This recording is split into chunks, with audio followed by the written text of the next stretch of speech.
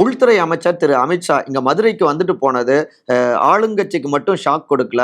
இன்னொரு பக்கம் அதிர்ச்சியில இருக்காங்க அதிமுகவும் கூட அப்படின்னு தகவல்கள் வருது. என்ன அப்படின்னா, கூட்டணி நெருக்கமான உறவு இருக்கு. ஆனாலும் அதிக அளவிலான 80 தொகுதிகள் வரை பாஜக எதிர்பார்க்குது அப்படின்லாம் தகவல்கள் வருது. அதுல முக்கியமா போன தேர்தல்ல பார்த்தோம்னா அதிமுக கிட்டத்தட்ட ஒரு 1000ல இருந்து 5000 வாக்குகள் வித்தியாசத்துல ஒரு 30க்கும் மேற்பட்ட தொகுதிகள்ல வெற்றி வாய்ப்பை இழந்தாங்க.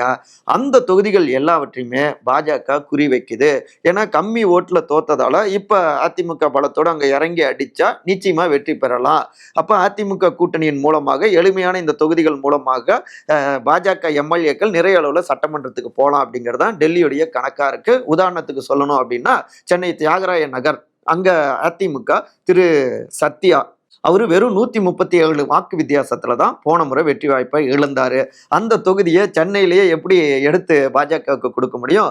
அந்த தொகுதியை திருமதி தமிழிசை சவுந்தரராஜன், திரு வினோஜ் பி செல்வம் உள்ளிட்ட திரு ஹெச் ராஜா உள்ளிட்ட பலரும் எதிர்பார்க்கிறாங்க. இதுதான் அதிமுக பொதுச் செயலாளரான திரு எடப்பாடி பழனிசாமி அவருக்கு ஷாக்காக மாறி இருக்கு அப்படிங்கிறாங்க உள் விவகாரங்களை நன்கறிஞ்சவங்க.